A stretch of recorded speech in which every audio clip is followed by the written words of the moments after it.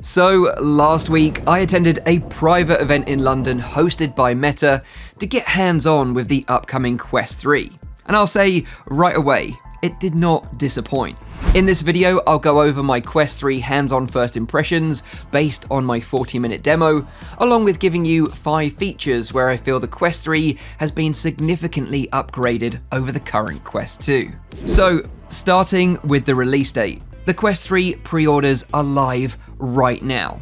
Headsets will be shipping on the 10th of October, and you'll also be able to buy one from select stores from this date. There are going to be 2 models available at launch. The 128GB model, which comes in at $499 or 479 British pounds, and the 512GB model, which comes in at $649 or 619 British pounds. What's pretty cool is that everyone that pre-orders a Quest 3 will get Asgard's Wrath 2 for free when the game launches later this year. If you happen to buy the bigger 512GB model, you'll also get 6 months subscription to Quest Plus thrown in for free as well.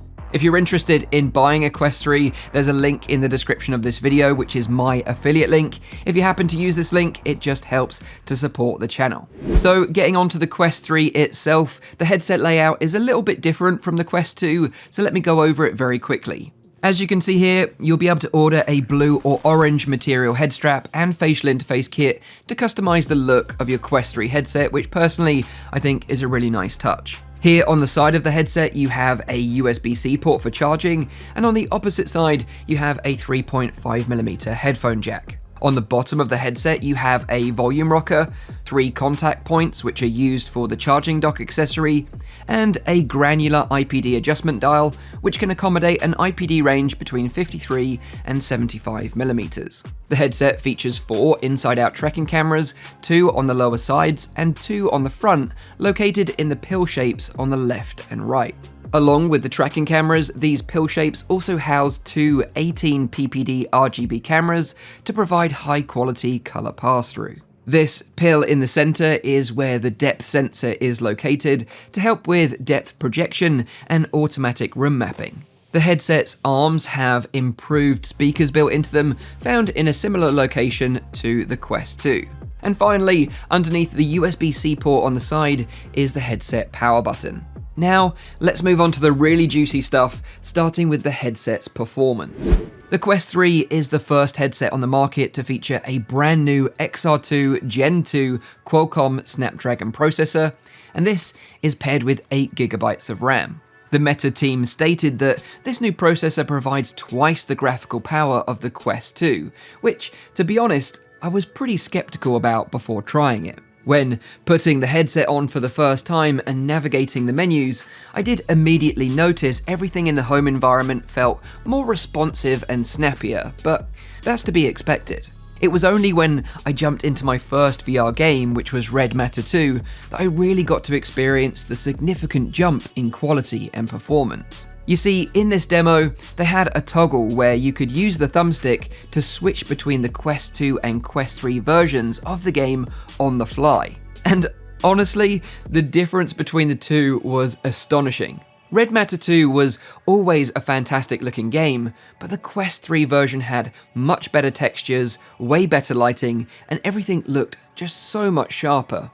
Now, I should stress here that while all Quest games will benefit from the Quest 3's new processor with better loading times, it's the games that are specifically optimized for the Quest 3 that are really going to shine. Games like Red Matter 2 and The Walking Dead Saints and Sinners, which has also been confirmed as getting a graphical overhaul for Quest 3. Hopefully, we'll get a full list of Quest 3 optimized games during Meta Connect. But surprisingly, it wasn't the performance that was the most impressive thing about my experience with the Quest 3. For me, it was the brand new Pancake lenses. Now, although I wasn't the biggest fan of the Quest Pro, one thing I really did like about that headset was the lenses. And thankfully, these fantastic lenses have been carried over to the new Quest 3. In fact, the Quest 3 lenses seem slightly bigger due to a reduced bezel size around the edges compared to the Quest Pro. These lovely pancake lenses are completely clear, unlike the Fresnel lenses found in the Quest 2. And you can really see the size difference here whilst I'm holding the two headsets side by side. The thing about these pancake lenses is that they provide great edge-to-edge clarity, meaning the sweet spot is huge. Behind these awesome lenses sit two LCD panels which provide a resolution of 2064 by 2208 pixels per eye, running at 90Hz or up to 120Hz. Meta state this is a 30% increase in resolution over the current Quest 2. Now, while I generally prefer OLED panels in my VR headsets, the LCD quality was very good, and I would say it's a similar quality to how the LCD panels look in the current Quest 2, albeit with a nice bump in resolution. Quickly touching on the field of view, it looked a little bit wider than the Quest 2, but I'll test this further in my full review coming very soon. Obviously, another big difference with the Quest 3 over the Quest 2 is the new form factor. Due to the optical stack being smaller with the new pancake lenses, the overall form factor is around 40% slimmer as a result. One thing to note though is that while the headset looks slimmer, it's not lighter. It's actually a few grams heavier than the Quest 2. However, because the headset's weight sits much closer to your face, it does feel very comfortable to wear, and I had no problems throughout my 40-minute demo. During my time with the headset, I got to try two different head straps, the default material strap and the Quest 3 Elite strap. While the default strap is a marked improvement over the original Quest 2 material strap with its better wide design at the back offering more support, it's still something you're going to want to upgrade as soon as possible. Meta will be offering their own Elite strap option, which felt fine in my testing, but personally, I'm going to go with a third-party head strap from Bobo. They just announced their M3 Pro head strap for Quest 3, so as soon as that becomes available, I'll be getting that one. I did actually try to attach my Bobo M2 Pro strap to the Quest 3, but unfortunately it doesn't fit over the Quest 3's head strap arms. But what's really neat is that Bobo will be offering a retrofit kit in the future to allow you to use your old M2 head strap with the brand new Quest 3. Now, while still on the subject of comfort, I should also mention I tried two types of facial interface kit, a material one and a silicone one. Personally, out of the two, I preferred the material one, as the silicone one, after around 30 minutes, began to slide around my face as soon as I started to get a little bit warm. But again, I'm really looking forward to third-party companies like VRCover providing some alternative options here.